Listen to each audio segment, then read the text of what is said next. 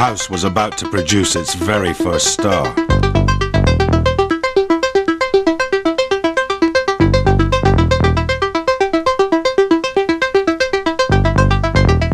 In 1984, a demo tape unlike any other spread like a virus through the clubs of Chicago.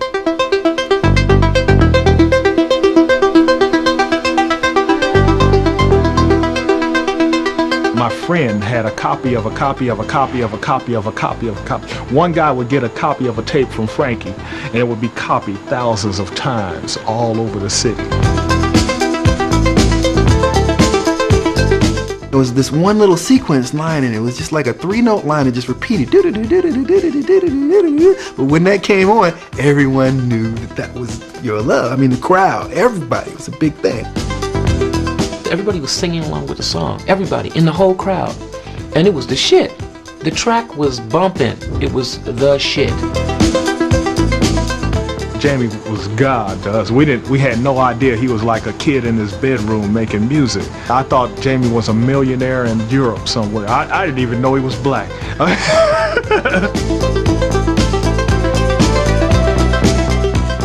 I hear the song, and I just remember the reasons why I wrote it. So, but a lot of people tell me, that song touched me and this and this, and I'm grateful, that happened for them. The son of strict parents, Jamie hadn't even visited the clubs that Your Love was being played in. I can't let go. We grew up listening to like classical music, gospel music, some pop, some R&B.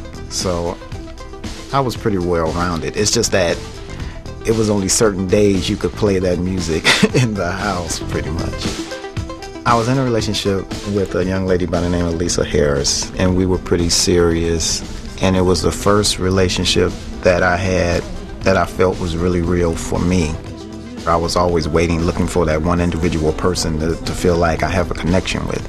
And when I met her, it just happened. I kind of like, and when I talk to her still, because we still talk, I tell her if it wasn't for her, these songs wouldn't have been written. When your body's next to me, I begin to sweat.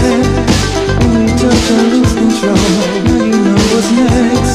Fantasizing all the time, everybody next to mine. I sent this tape to every company in New York, and they turned it down. This is not what we're looking for. We're not into this. So I was like, fine. But his tape was huge in the clubs. Well, I need your love. I need your love. I need your love. Your Love was the year zero in the evolution of house music. I need your touch. Don't make me wait for your love. Listen to it, man. It's just a brilliant track. You take a hit nowadays and you ask somebody what was so good about it. They can't really tell you. This hook, the hook, the bass line, all that. But a great song is a great song. And that Jamie did some great songs, like 3 or 4 in a row, and they went all over the city, but they just weren't out on record.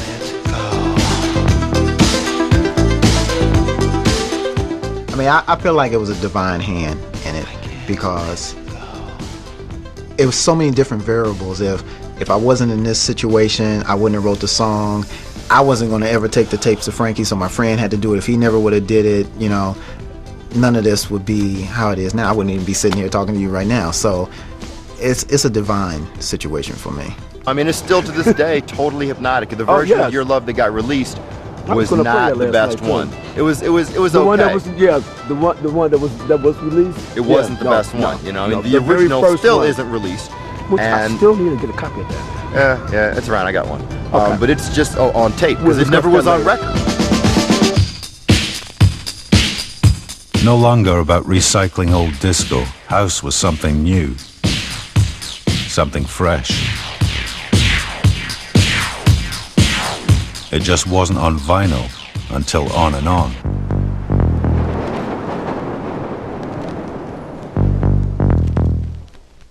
Jesse Saunders, On and On. The very first house record. To this day, I've had people offer me $1,000 for this, if not more. I had noticed that all of the girls thought that he was such a cute guy DJ. And he said he was singing, so I thought I'd put him in front. I thought that, okay, you have a band, you got a cute guy up front, heartthrob for the girls. You got the musicians taking care of business behind the scenes. So Vince, Vince is the type of person, he's just Mr. Information. He just goes, oh, we do this, and my father has a record label, and it does this, and the pressing plan is here, and this is how you do the label, and this is what you do this, and blah, blah, blah. And I'm sitting there like, okay, And we didn't know what we were making. We were just making music from what we listened to at the club. Everything was 4 on the floor, so that's what we started making, I recorded the drums here and the bass and put overdubs of the keys, all kinds of effecty synth stuff on there. And then Vince and I, did this corny little rap. And Jesse liked this line from White Horse where it said, "Bitch, wanna be rich, got to be a bitch." So it goes on and on. And then Jesse says, "Bitch." Inside my soul, it grows on and on.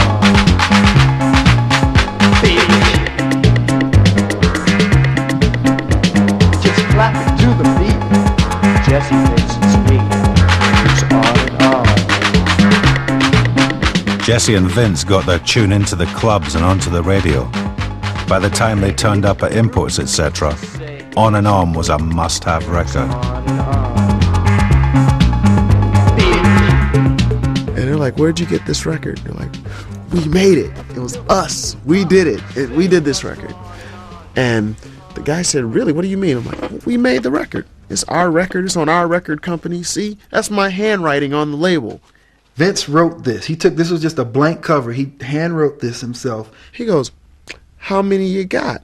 I'm like, "You might want to think about it, because I got 1,000 of them in my car. How many do you want?" And he says, "I'll take them all. How much do you want for them?" And I very quickly thought to myself, okay, it costs us $1 to make the records. And I want to get $2 at least, because then I'll make 50 cents and Jesse will make 50 cents and we'll be cool. I said $4, figuring the guy would want to negotiate me down. He said okay, and he wrote me a check for $4,000. Jesse and I walked out of the store, got in the car, and screamed. And we were selling 20 and 30,000 records just in Chicago. I was maybe 17, 18 years old driving a Corvette, and flying to New York and doing all this stuff that, up until that point was all just, pipe dreams to me. It didn't sound like much, but On and On was the spark that triggered the Chicago house boom. That was the single most important record to me of the 20th century, because it let the non-musician know that he could make music. Everybody thought when they first heard the record was, gee, I can do better than that, and why don't I give it a shot?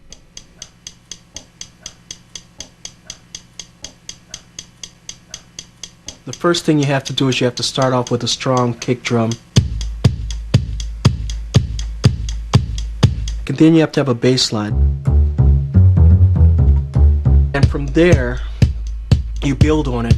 You build on it with snare drums. You build on it with the hi-hat. You build on it with the rim shot, with the claps. And then we just needed something to say over it. So I ended up saying "Time to Jack" and just kind of pitch my voice down a little bit. And history was made. Time to Jack. Time to Jack. Time to Jack. I can remember the first time I heard it played in the club was a club on Rush Street called the Mars Bar, and Farley was playing there. And I took it to him, and he looked at it, he put it on, and he listened to it in the headphones.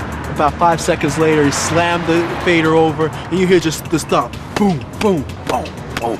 And then all of a sudden you hear "Time to Jack." The crowd just went fucking wild. People just lost their minds.